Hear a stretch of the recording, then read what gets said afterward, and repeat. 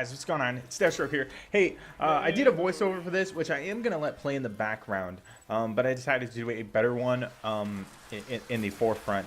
This is just a actual hands-on first spot review of Sunbreaker as far as PVE is concerned. I'm going to get ready to hop into PvP and record a bunch of videos of me trying to use it in PvP and see how that goes.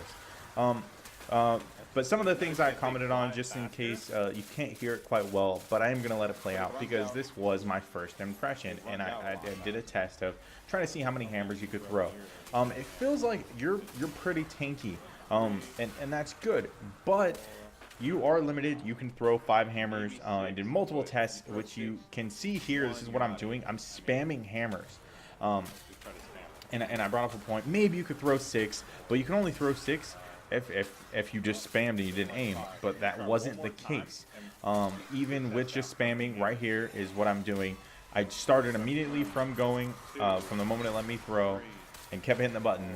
It would only let me throw 5 hammers. So the only way around that is to do the sunspot tree on your class, and then you would be able to, your super lasts longer while you're standing in your sunspot, same as it was in Destiny 1. But you know, it just depends where you want to go. I'm a explosive pyre kind of person, so I want the top tree versus the bottom tree. But I'm gonna give them both a go because health regeneration is very, very, very key in this game.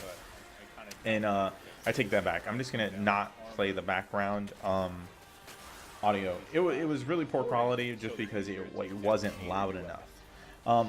But yeah, so I'm gonna try the top tree first and just keep it with that, especially for the Crucible. I like explosive pyre. I always have. I just think it's a beast. When you throw a hammer down a hallway or something like that, and then the person explodes, you know, 5 feet off you, and you get triple down, double down, whatever it may be. I think the best I've done from one hammer was a breaker, and that's pretty amazing for super to kill ratio. You know, every time you pop your super, it shouldn't be a 1-for-1. It should be at least 2 to 3 kills. When you net 4 or more, you're doing something right. So that's why I always ran explosive pyre. Healthy regeneration is awesome. It was way better before they changed it to where they made it to where you do not have. I would say I like that. That's a cool way. You learn a little bit of backstory while you're getting. You didn't have a cooldown. So yeah, hopefully you guys enjoying that. Hopefully you guys unlocked it. If you did, cool. If you haven't, it takes a little bit of time. The fastest ways for you to unlock it are for you to. It'll pop up once you're doing the story. It'll pop up as a milestone, and you essentially just have to kill enemies around people.